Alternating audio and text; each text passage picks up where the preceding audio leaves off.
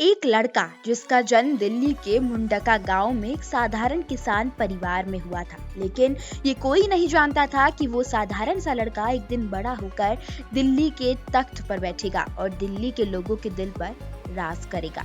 ये थे साहिब सिंह वर्मा, जो भारतीय राजनीति के एक प्रमुख नेता के रूप में उभरे और भारतीय जनता पार्टी के सदस्य बने। उन्होंने दिल्ली के मुख्यमंत्री के रूप में 1996 से 1998 तक काम किया और वो 13वीं लोकसभा में बतौर सांसद चुनकर संसद पहुंचे।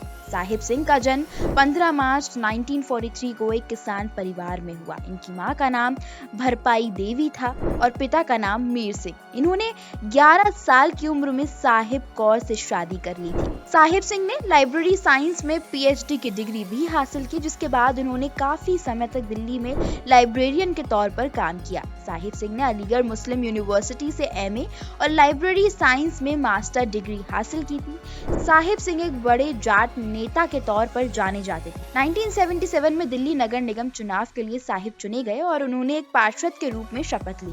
1993 में वो दिल्ली सरकार में शिक्षा और विकास मंत्री बने।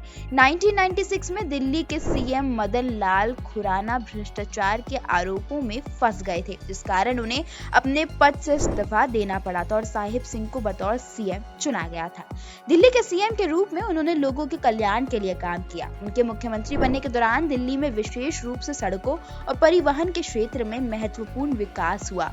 उनके शासनकाल में कई नई योजनाओं की शुरुआत हुई, जिन्होंने शहर के आधुनिकीकरण की नींव रखी। हालांकि उनका मुख्यमंत्री का कार्यकाल छोटा था, लेकिन उन्होंने दिल्ली और आसपास के क्षेत्रों में किसानों के लिए कई विकास कार्यक्रमों की शुरुआत की। उनके शासनकाल में कृषि, पानी की आपूर्ति और ग्रामीण विकास के क्षेत्र में कई पहल की गई, जिनसे उन्हें किसानों का समर्थन प्राप्त हुआ। उन्होंने 2.5 साल तक दिल्ली सीएम के रूप में काम किया, लेकिन चुनाव से 50 दिन पहले 1998 में प्याज की बढ़ती कीमतों को लेकर उन्हें अपने पद से इस्तीफा देना पड़ा।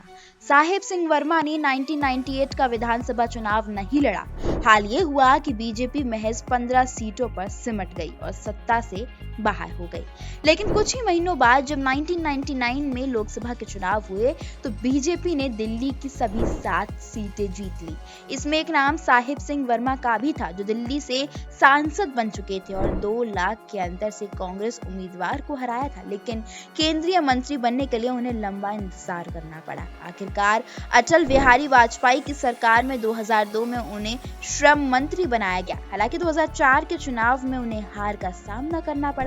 2007 में एक सड़क हादसे में साहिब सिंह वर्मा का 64 साल की उम्र में निधन हो गया। साहिब सिंह वर्मा की विरासत आज भी दिल्ली के विकास में योगदान देती है और एक सशक्त नेता के रूप में उन्हें याद किया जाता है।